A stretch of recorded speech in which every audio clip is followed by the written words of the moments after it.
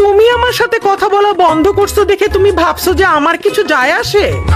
ওহো, don't worry baby, আমি নিজেই আমার বংশের অর্ধেক লোকের সঙ্গে কথাই বলি না।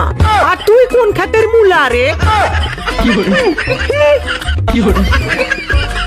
কারো হচ্ছে রূপের গরম, আবার কারো কারো টাকার গরম, আবার কারো আইফোনের গরম, আর আমার এদিকে আমার খালি মেজাজটাই গরম।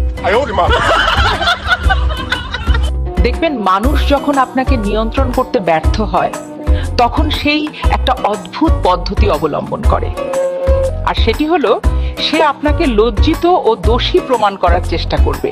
এখন দোষটা আপনি করুন অথবা না করুন।